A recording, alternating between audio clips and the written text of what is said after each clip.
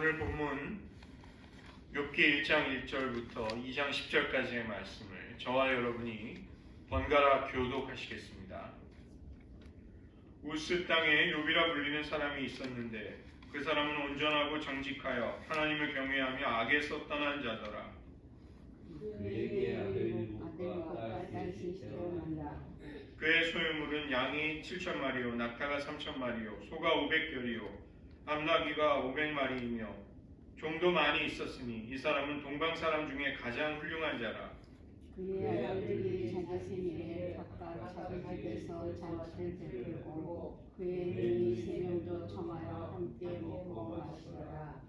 그들이 차례대로 잔치를 끝내면 욥이 그들을 불러다가 성결하게 하되 아침에 일어나서 그들의 명수대로 번제를 드렸으니 이는 욥이 말하기를 혹시 내 아들들이 죄를 범하여 마음으로 하나님을 욕되게 하였을까 함이라. 욥의 행위가 항상 이러하였더라. 하나님의 아들들이 와서 여호와 앞에 섰고 사탄도 그들 가운데 온지라. 여호와께서 사탄에게 이르시되 네가 어디서 왔느냐? 사탄이 여호와께 대답하여 이르되 땅을 두루돌아 여기저기 다녀왔나이다. 여호와께서 사탄에게 이르시되 네가 내 종 욥을 주의하여 구하느냐? 그와 같이 온전하고 정직하여 하나님을 경외하며 악에서 떠난 자는 세상에 없느니라. 사탄이 여호와께 대답하여 이르되 욥이 어찌 까닭 없이 하나님을 경외하리이까? 주께서 그와 그의 집과 그의 모든 소유물을 울타리로 두르신 때문이 아니니까. 주께서 그의 손으로 하는 말을 복되게 하사 그의 소유물이 땅에 넘치게 하셨음이니이다. 이제 주의 손을 펴서 그의 모든 소유물을 치소서. 그리하시면 틀림없이 주를 향하여 욕하지 않겠나이까? 여호와께서 사탄에게 이르시되 내가 그의 소유물을 다 내 손에 맡기노라. 다만 그의 몸에는 내 손을 대지 말지니라. 사탄이 곧 여호와 앞에서 물러가니라. 하루는 욥의 자녀들이 그 맏아들의 집에서 음식을 먹으며 포도주를 마실 때에 사환이 욥에게 와서 이르되 소는 밭을 갈고 나귀는 그 곁에서 풀을 먹는데 스바 사람이 갑자기 이르러 그것들을 빼앗고 칼로 종들을 죽였나이다. 나만 홀로 피하였으므로 주인께 아뢰러 왔나이다. 그가 아직 말하는 동안에 또 한 사람이 와서 아뢰되 하나님의 불이 하늘에서 떨어져서 양과 종들을 살라버렸나이다. 나만 홀로 피하였으므로 주인께 아뢰러 왔나이다.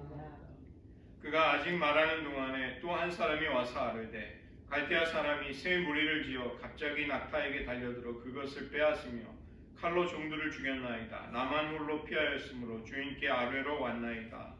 그가 아직 말하는 동안에 또 한 사람이 와서 이르되 주인의 자녀들이 그들의 마땅히 집에서 음식을 먹으며 포도주를 마시는데 거친 들에서 큰 바람이 와서 짐 네 모퉁이를 치매 그 청년들 위에 무너짐으로 그들이 죽었나이다. 나만 홀로 피하였으므로 주인께 아뢰러 왔나이다 한지라. 욥이 일어나 겉옷을 찢고 머리털을 밀고 땅에 엎드려 예배하며 이르되 내가 모태에서 알몸으로 나왔사온즉 또한 알몸이 그리로 돌아가올지라. 주신 이도 여호와시오 거두신 이도 여호와시오니 여호와 이름이 찬송을 받으실지니이다 하고 이 모든 일에 욥이 범죄하지 아니하고 하나님을 향하여 원망하지 아니하니라. 또 하루는 하나님의 아들들이 와서 여호와 앞에 서고 사탄도 그들 가운데 와서 여호와 앞에 서니 여호와께서 사탄에게 이르시되 네가 어디서 왔느냐? 사탄이 여호와께 대답하여 이르되 땅을 두루돌아 여기저기 다녀왔나이다. 여호와께서 사탄에게 이르시되 네가 내 종 욥을 주의하여 보았느냐? 그와 같이 온전하고 정직하여 하나님을 경외하며 악에서 떠난 자가 세상에 없느니라. 네가 나를 충동하여 까닭 없이 그를 치게 하였어도 그가 여전히 자기의 온전함을 굳게 지켰느니라. 사탄이 여호와께 대답하여 이르되 가죽으로 가죽을 바꾸니 사나이 그의 모든 소유로 자기의 생명을 바꾸지라. 이제 주의 손을 펴사 그의 뼈와 살을 치소서. 그리하시면 틀림없이 주를 향하여 욕하지 않겠나이까? 여호와께서 사탄에게 이르시되 내가 그를 내 손에 맡기노라. 다만 그의 숨을 은폐하지 말지니라. 사탄이 이에 여호와 앞에서 물러가서 욥을 쳐서 그의 발바닥에서 정수리까지 종기가 나게 한지라. 욥이 제 가운데 앉아서 길을 쫓아가면서 머리를 들고 있더니 그의 아내가 그에게 이르되 당신이 그래도 자기의 온전함을 굳게 지키느냐 하나님을 욕하고 죽으라. 그가 이르되 그대의 말이 한 어리석은 여자의 말 같도다. 우리가 하나님께 복을 받았은즉 화도 받지 아니하겠느냐 하고 이 모든 일에 욥이 입술로 범죄하지 아니하니라. 기도하시겠습니다. 하나님, 우리를 이해할 수 없는 수많은 고난과 어려움이 가득한 인생 가운데 두셨을지라도 또 우리가 그러한 인생을 왜 맞이하는지, 그러한 일들과 어려움들이 왜 엄습하는지 다 깨닫지 못할지라도 하나님의 신실하심과 우리를 향한 사랑을 굳게 붙들고 의지하면서 그 고난 가운데도 하나님께 찬송을 돌릴 수 있는 하나님의 사람들 삼아 주시옵소서. 모든 말씀 예수님의 이름으로 기도드립니다. 아멘. 저희들 욥기를 이 시간 함께 살펴보도록 하겠습니다.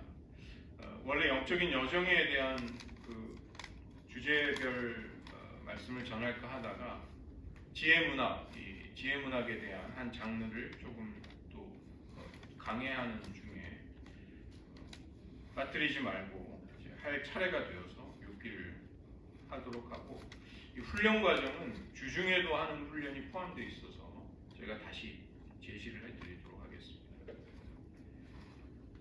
이 욥기는 우리에게 정말 말할 수 없이 소중한 책이죠. 큰 구조가 42장까지 보시면 이렇게 전개되는 것을 볼 수 있습니다. 갑작스럽게 고난을 당한 욥은 자신의 고난이 사탄의 참소와 하나님이 그것을 욥에게 고난을 허용하시는 그런 하늘의 궁정회의 때문에 벌어졌다는 것을 모른 채로 고난에 휘말리게 됩니다. 그리고 그의 곁에 찾아온 대만 사람 엘리바스, 수아 사람 빌닷, 나아마 사람 소발, 이 세 명의 친구가 찾아와서 세 번에 걸쳐서 격렬한 논쟁을 벌이게 되고, 그 다음에 32장부터 37장에서는 네 번째 친구, 등장인물인 엘리후가 나와서 고난이 하나님의 교육적인 성격을 가지는 것을 말하지만 여전히 욥을 납득시키지는 못합니다. 마침내 하나님이 직접 현현하셔서 창조의 권능과 능력에 대해서 그에게 질문하시죠. 그리고 욥은 마지막 장면에서 참회하면서 그의 삶이 회복에 이르게 됩니다. 이게 이제 큰 내용상의 전개인데, 문학적인 양식으로 보면 1, 2장과 마지막 42장은 산문으로 되어 있습니다. 왜 산문, 왜 서술체로 되어 있냐면 이야기의 큰 배경을 이루는 내용의 틀을 짜는 것입니다.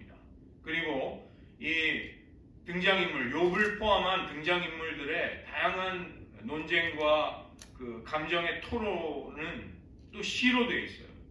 이게 시라는 형식으로 되어 있기 때문에 이게 명백하게 앞뒤에는 얼개를 짜고 가운데에서 등장인물이 나와서 이야기를 하는 그런 형식이 이 문학적인 표현 양식 속에서도 분명하게 보이는 것입니다. 이 욥기를 보실 때 먼저 전제가 되는 것이 있습니다. 전통적인 지혜론의 사상이 무엇인가? 그것은 행위화복 관계라는 것입니다. 다음 장 넘겨주세요. 행위화복 관계라는 것은 무엇인가? 그것은 죄인이 불의를 저지르면 재난 영역을 만든다는 사상입니다. 재난 영역이라는 것은 무조건 그 죄를 저지른 죄인에게로 그 저주가 돌아오게 돼 있는 그런 구조가 만들어진다는 거예요. 그렇게 보면 죄인은 불의한 행동을 할 때 나중에 가서 처벌을 받는다기보다 이미 악을 행하고 있을 때 벌써 사실은 처벌이 작동하는 것입니다. 그를 심판하는 재난 영역이 만들어지기 때문에 그는 화를 받게 되는 것이죠. 이것은 물론 의인이 순종을 하고 경건을 실천할 때 하나님이 복을 주실 수 있는 그런 삶의 영역을 만드는 것도 이제 마찬가지로 작동하는 것입니다. 이것이 하나님의 뜻이 우리의 지상의 상황에서 이제 움직이는 방식인 것이죠. 그렇다면 이 재난 영역에 빠져서 화를 당할 수밖에 없는 자들을 하나님이 건지시려면 이제 그것을 위해서 하나님 편에서 제사라든가 제물을 드리는 것을 통해 그 재난과 저주와 화가 올 수 있는 악행으로 만들어진 그런 영역들을 하나님이 무효로 만들어 주시는 것이죠. 이런 법칙이 엄격하게 작동하지 않도록 해주실 때 이제 우리가 하나님의 긍휼을 입게 되는 것입니다. 그런데 문제는 이 욥의 고난을 보면 이러한 전통적인 지혜론이 가지고 있는 행위화복 사상의 행위화복 관계에 들어맞지 않는 고난이라는 것입니다. 의인으로 인정을 받던 욥은 하루아침에 많은 재산과 자녀 그리고 건강을 잃어버리게 됩니다. 그럼에도 그는 하나님을 향한 믿음의 끈을 끝까지 놓치지 않습니다. 그러나 욥에게 찾아온 세 친구는 하나님의 율법 그리고 전통, 인과관계라는 잣대를 가지고 욥을 매도하고 또 혹독하게 몰아세우는 것이죠. 그러나 욥은 그들의 주장에 맞서서 물러서지 않는 것입니다. 신앙이라는 것은 이처럼 이해할 수 없는 고난 속에서 하나님을 인격적으로 알아가는 과정이 신앙생활 속에 분명히 포함이 되어 있는 것이죠. 그 때문에 하나님이 특별히 욥기를 구약에 두신 까닭이기도 한 것입니다. 욥기는 순전하고 의로운 한 사람 욥의 고난을 통해 하나님이 어떠한 분이신가를 우리에게 더 깊이 더 큰 울림을 가지고 드러내기 위해서 쓰여진 것입니다. 인간의 얄팍하고 편협한 이성, 논리, 도덕, 전통, 관습의 틀을 가지고는 그런 광대하신 신비로우신 하나님의 전능과 그분의 사랑을, 그분의 섭리를 온전히 다 품을 수 없다는 것입니다. 욥기는 현실의 모순과 갈등으로 인해서 하나님의 주권과 섭리를 다 이해하지 못할지라도 여전히 하나님의 신실하심을 붙들고 그 하나님의 인도를 따르기를 우리에게 요청하고 있는 것이죠. 먼저는 욥에 대한 평가가 나옵니다. 그는 온전하고 정직하며 하나님을 경외하고 악에서 떠난 자다. 이렇게 이것이 이제 그의 됨됨이 그가 어떤 사람인가를 하나님의 말씀이 표현하는 것이죠. 이 욥은 아브라함과 동시대를 살았을 것으로 여겨지는 족장시대의 인물입니다. 동방에서 가장 훌륭한 사람으로 평가를 받는 그런 사람이었던 것이죠. 물론 여기서 동방이라는 것은 팔레스틴을 기준으로 해서 동쪽인데 이제 에돔을 가리킨다고 보고 있습니다. 욥은 이스라엘 사람이 아니라 인종으로 볼 때 에돔 사람이죠. 대만 사람 엘리바스. 이 대만은 분명히 명백하게 이제 에돔에 속한 곳이고 이 에돔은 고대 근동에서 지혜자들과 현인이 나오기로 유명한 그런 지혜로운 사람들이 많기로 유명한 지역입니다. 욥은 큰 부자였음에도 하나님 앞에 늘 겸손했고 혹시라도 자녀가 실수로 죄를 지을까봐 하나님의 이름을 욕되게 하지 않도록 신앙교육과 경건의 훈련에 온 힘을 쏟는 그런 예배자였던 것이죠. 두 번째로는 장면이 바뀌어서 이제 하늘의 궁정회의가 나오게 됩니다. 하늘의 어전회의라고도 하죠. 저희 교회가 속한 CRC는 교회의 중요한 일들을 결정짓는 의사결정 구조가 카운슬입니다. 카운슬. 그래서 성서학자들은 하늘에서 이루어지는 하나님의 궁정회의를 The Heavenly Council 이렇게 부르죠. 하나님을 경외하는 사람 욥은 사탄의 참소로 인해서 하루아침에 자녀와 재산과 건강을 잃어버리게 됩니다. 하나님은 하늘의 궁정회의를 소집해서 욥이 그 자리에서 사탄의 참소를 받게 되고 사탄이 욥을 치는 것을 허용하시게 되는 거죠. 하나님은 욥이 세상에서 가장 온전하고 정직한 사람임을 인정하셨습니다. 어쩌면 하나님은 욥을 세상에 자랑하고 싶으셨을 것입니다. 그러나 사탄은 욥이 가지고 있는 믿음에 대해서, 그의 경건에 대해 의문을 제기합니다. 까닭 없이 하나님을 경외하는 사람은 존재하지 않을 것입니다. 이에 대해서 하나님은 욥의 믿음이 고난을 능히 이길 만큼 강함을 아시고 그의 모든 재산과 자녀 그리고 건강을 사탄의 손에 넘겨주셔서 시험하도록 허락하십니다.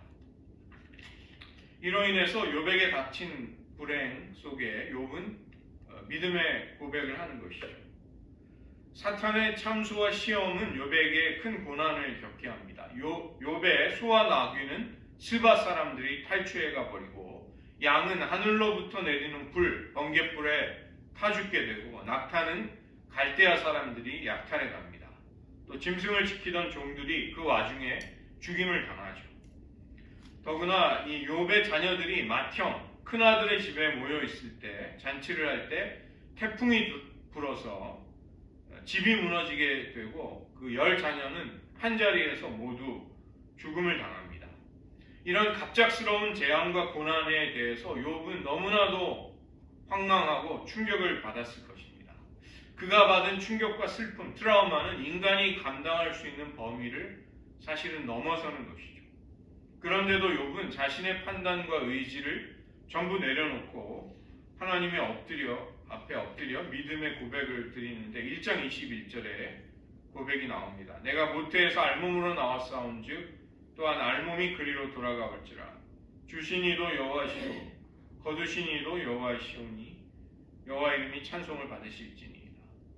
그는 시험을 당해도 원망하거나 낙심하지 않고 오히려 믿음의 편에 서기를 선택합니다. 모든 일에 범죄하지 않고 하나님을 향해 원망하지 않습니다. 이것은 입술로 죄를 짓지 않는 것인데, 야고보서 3장 2절을 보시면 우리가 다 실수가 많으니 만일 말에 실수가 없는 자라면 곧 온전한 사람이라 능히 온 몸도 굴레 씌우리라. 야고보 사도가 볼 때 말에 실수가 없는 사람은 신앙과 인격의 온전함을 사실은 갖추는 것이다. 이렇게 이야기할 때 이 욥의 믿음이라는 것이 얼마나 대단한가를 알 수 있는 것이죠.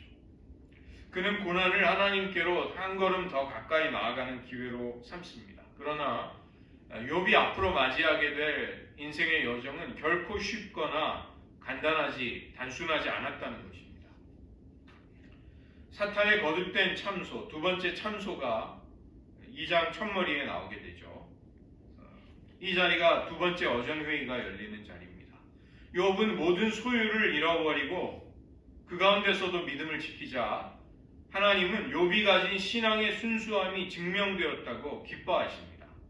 하지만 사탄은 욥의 뼈와 살을 치시면, 몸에 직접 고통을 당한다면 틀림없이 하나님을 욕하고 떠날 것입니다 라고 욥을 공격합니다.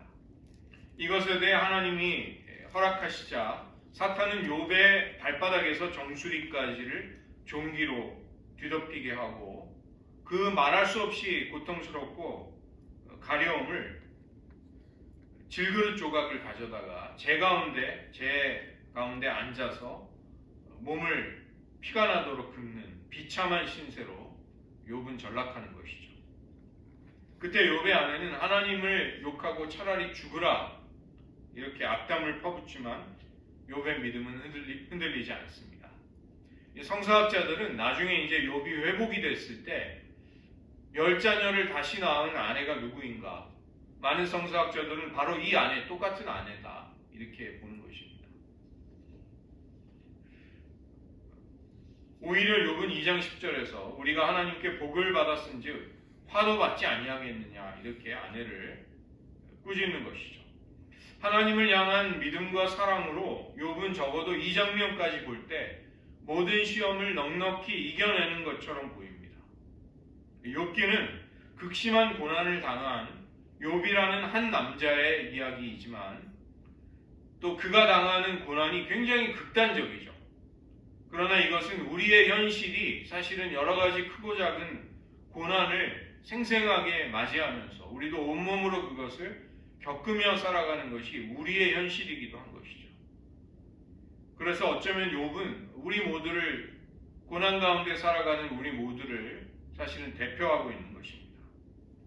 이 욥의 이야기는 성경뿐만이 아니라 일반 문학에서도 그 주제나 내용과 문학적인 형식에 있어서 높은 평가를 받습니다. 사람들의 공감을 불러일으키는 것이죠.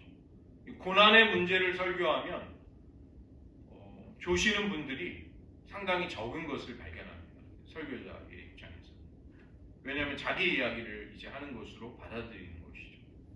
고통 가운데 있는 한 인간의 처절한 외침을 통해서 지금 고난을 맞이하고 있는 나를 돌아보게 하고 나를 느끼게 하는 것입니다.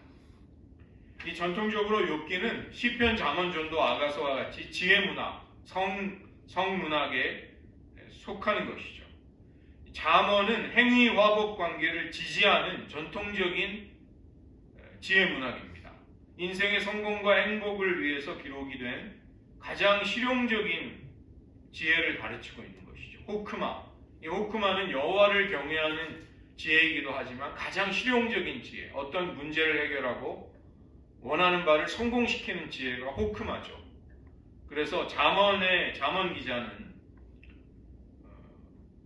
중년의 솔로몬, 그는 우리에게 행위화복 관계를 따르라, 이렇게 전통적인 지혜론을 펼치는 것입니다. 그러나 욥기와 전도서는 이런 지혜의 전통이 아우르지 못하는 우리의 현실에 대해서 이야기합니다. 그래서 우리 안에 깊은 울림과 공감을 일으키는 것이죠. 인간이 겪고 있는 현실이 얼마나 복잡하고 모순되고 힘든지 아느냐, 이것을 함께 고민하고 있는 것입니다. 또 전도서는 참된 행복에 대해서 이전의 전통을 뛰어넘어서 그 모든 쾌락과 행복과 즐거움을 다 맛본 노년의 솔로몬 왕이 행복을 새롭게 규정하는 것이죠. 우리가 살펴보기를 원하는 욥기는 순환을 당하는 인간의 관점 속에서 하나님을 보는 것입니다. 세상과 자기 자신을 이 고난 가운데서 어떻게 규정할 것인가? 신앙과 믿음이 고난 가운데 과연 훼손되지 않고 설 수 있는가? 이제 이런 어려운 문제들을, 그러나 우리에게 절실한 문제들을 다루는 것이죠. 고난은 신비에 속하는 것입니다. 우리가 다 헤아려 알 수가 없습니다. 고난 속에 납득할 만한 이치와 기준이 있어서 딱딱 들어맞는다면 우리는 고난을 피할 수 있는 방법도 찾아낼 수 있겠죠. 그러나 그것을 발견하기가 대단히 어렵습니다. 어떤 이들에게는 고난이 면제되는 것처럼 보입니다. 어떤 사람들에게는 무언가 가혹한 인생의 고난과 시험이 저 사람은 왜 저런 일을 당할까? 그 정도의 고통이 찾아오는 경우도 있는 것이죠. 그 김장환 목사님이 가수 조영남 씨의 결혼을 주례한 목사님이신데 이제 이혼에 대해서 굉장히 안타까워하셨습니다. 그런데 이제 제가 그 조영남 씨가 방송에 나와서 자기 인생을 얘기하는 것을 들었는데 자기 아버지가 인생의 수십 년을 그 병상에 누워서 일어나지 못하는 그런 삶을 사셨다고 합니다. 그러니까 이제 이분은 약간 그 우리가 보기에는 조금 위험스러울 정도로 그 경계선을 어떤 넘나드는 평범한 신앙인의 어떤 범주를 넘는 것을 이제 그분은 나는 이제 그 아버지에 비하면 나는 어떻게 살아도 나는 행복한 사람이다, 이제 이런 식으로 이야기를 하더라고요. 그러니까 그런 그가 겪었던 그의 가정의 어두운 그림자가 사실은 그분의 뭔가 성격의 성품에 영향을 남기지 않았는가, 충분히 그렇게 이제 생각이 되었습니다. 고난이 우리에게 오는 고난을 물리치거나 피할 수가 없는 것입니다.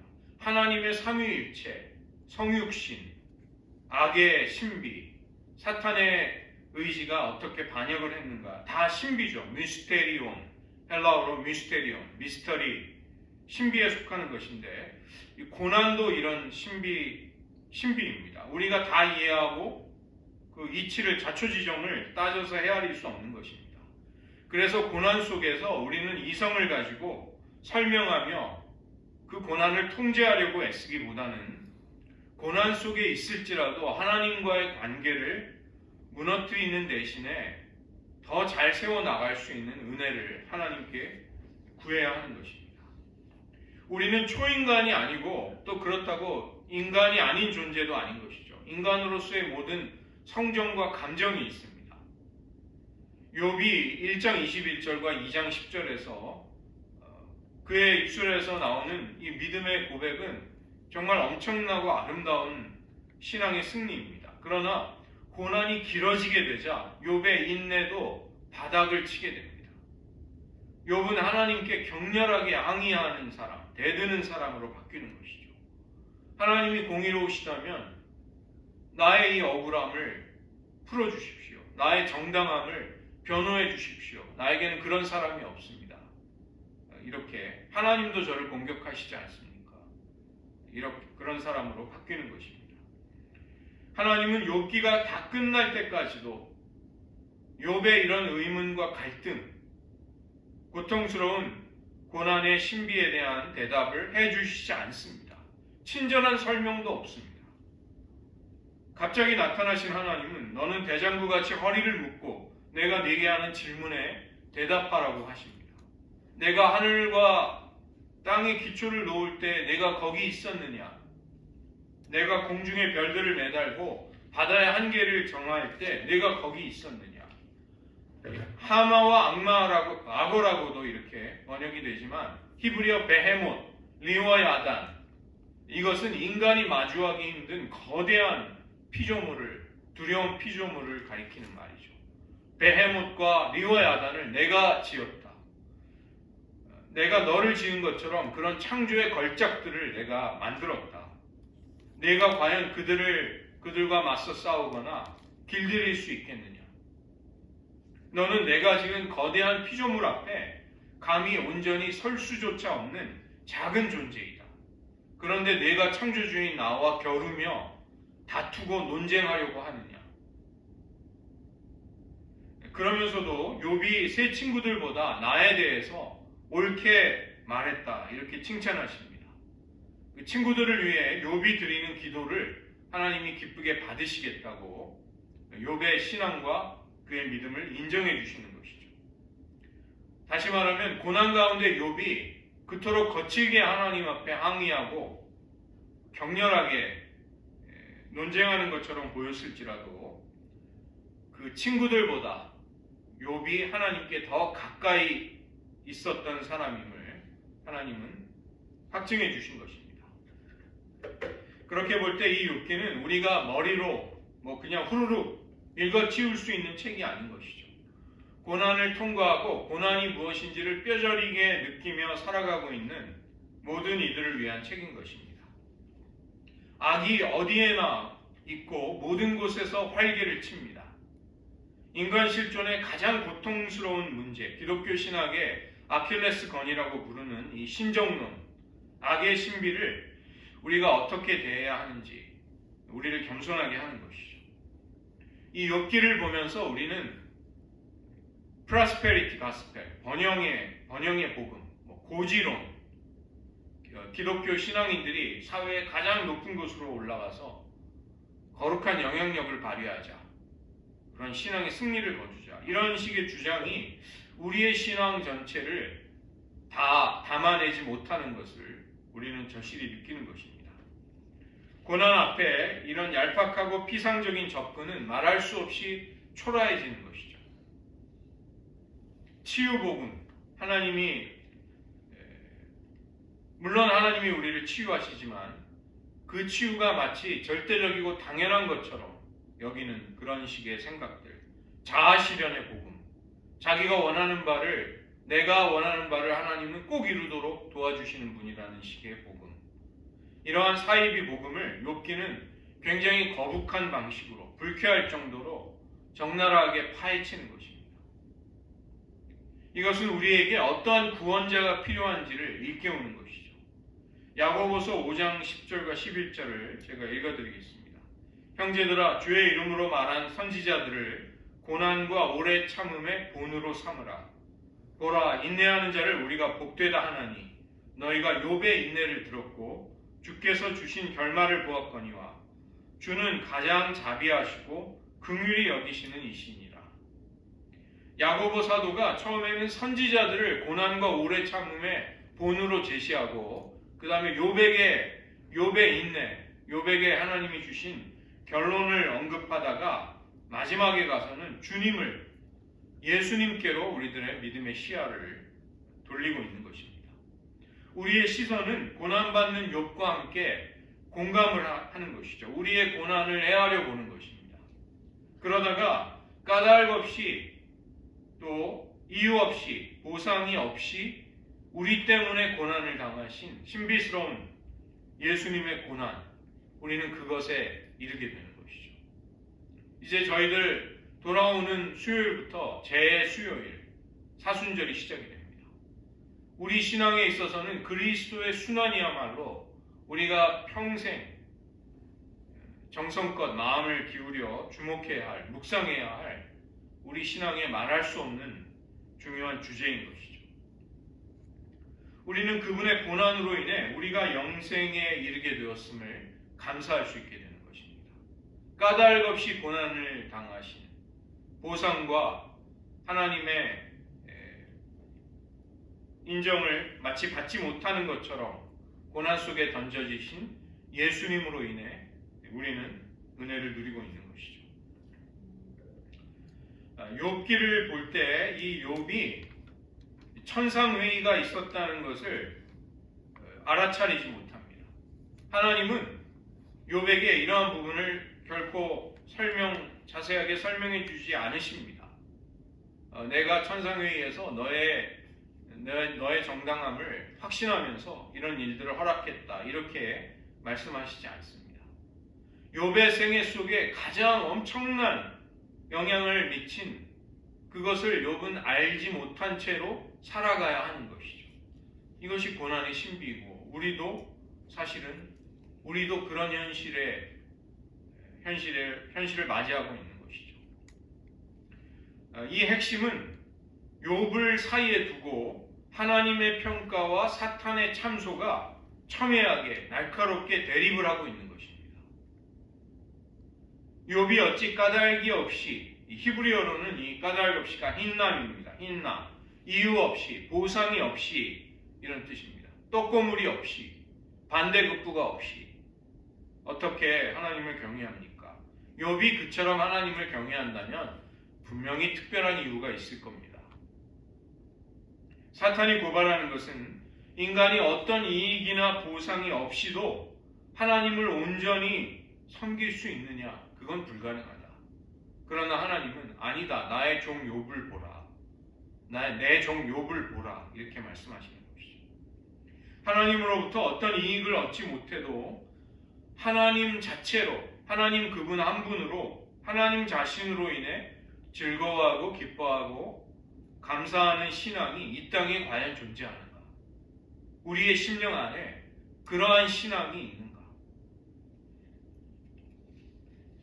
우리는 하나님으로부터 오는 복을 기대하지 않을지라도, 기대할 수 없을지라도 그분을 사랑하고 경외할 수 있는가를 욥기를 통해 도전으로 맞아들이게 되는 것입니다. 하나님이 단지 하나님이시라는 그 진리 하나, 그것이 그 하나만을 가지고 하나님께 경배와 영광을 돌릴 수 있는가?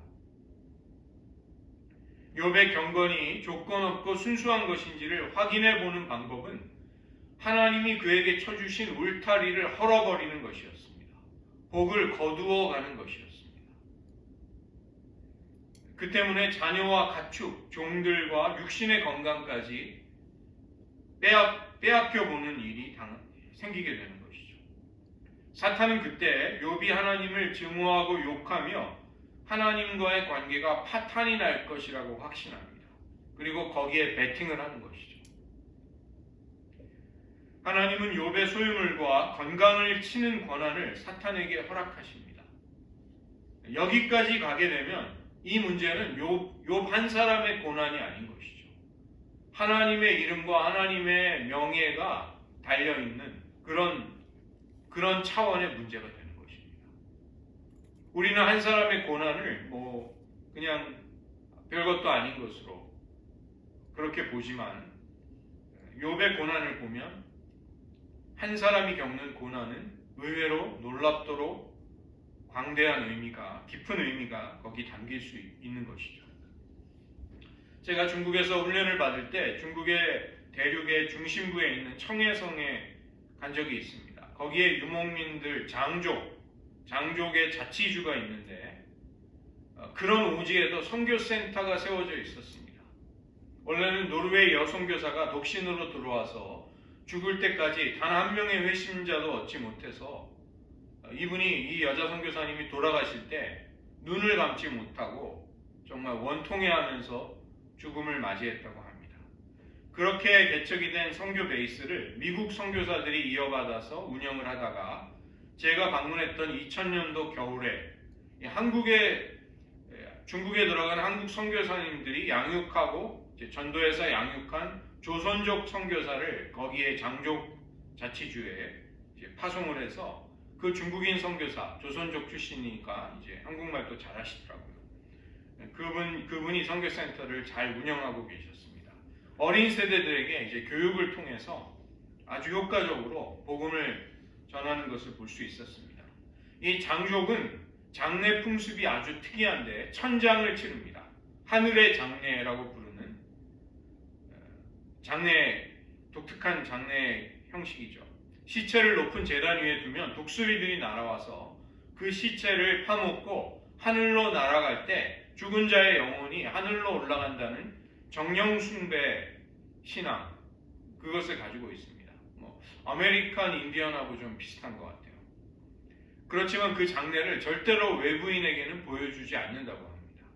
그런데 이 선교사님이 얼마나 장족들의 신뢰를 얻었던지 외국인으로서는 최초로 그 모든 장례를 사진으로 촬영하실 수 있었다고 하셨습니다. 결혼도 하지 않고 선교지에 자신의 인생을 바쳤지만 마지막 순간까지 원통한 마음으로 눈을 감았던 그 노르웨이 선교사님, 얼마나 극심한 고통 속에, 고난 속에 살았을까요? 욥기가 중첩이 되는 것이죠. 욥기가 떠오르는 것입니다. 하나님은 그 선교사님에게는 청해성 장족의 어린 세대가 예수님께로 나아오는 장면을 보여주시지 않았습니다.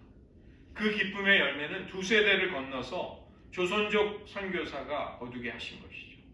그러나 하나님은 지금 하늘에서 그 선교사님을 칭찬해 주시고 보상해 주고 계실 것입니다. 우리는 이 땅에서 인생 가운데에서 너무 많은 것을 챙기려고 해서는 안 됩니다. 히브리어 이 hin남, 까닭 없이, 이유 없이, 보상이 없이 우리는 그것이 없이도 하나님을 믿어야 하는 것이죠. 왜 그렇게 해야 하는가? 어떻게 그것이 가능한가? 하나님이 하나님이시기 때문입니다. 그것이 우리가 그분을 찬양하고 경외하고 영광을 돌려야 할 가장 근본적이고 중요한 이유인 것이죠. 우리는 앞으로 계속해서 이제 욥의 고난을, 또 격렬한 그의 논쟁, 치열한 논리의 전개들, 또 어떻게든 욥을 설득하려는 수많은 친구들의 이야기가 결코 성공하지 못하는 것을 보게 되고, 욥이 어떻게 하나님을 만나 겸손에 이르는가, 우리의 영혼 안에서 일어나야 할 또 그런 성숙의 믿음의 과정들을 더 깊이 살펴보기를 원합니다. 오늘 이 시간 말씀을 의지하면서 저희들도 기도하기 원합니다. 사람이 어찌 까닭이 없이, 이유가 없이, 보상이 없이 하나님을 섬길 수 있겠습니까? 하나님이 그의 삶에 안전하게 아름답게 울타리로 두르심 때문이 아닙니까? 그의 기업에 복을 주시기 때문이 아닙니까? 그것이 없다면 욥은 하나님을 욕하며 저주할 것입니다. 그러나 하나님은 신실하고 악을 떠나 하나님을 경외하는 내 종 욥을 보라. 욥은 이제 하나님의 거룩한 이름과 영광을, 명예를 지키는 자로 고난을 받게 되는 것이죠. 우리들 삶 가운데도 많은 고난이 찾아옵니다.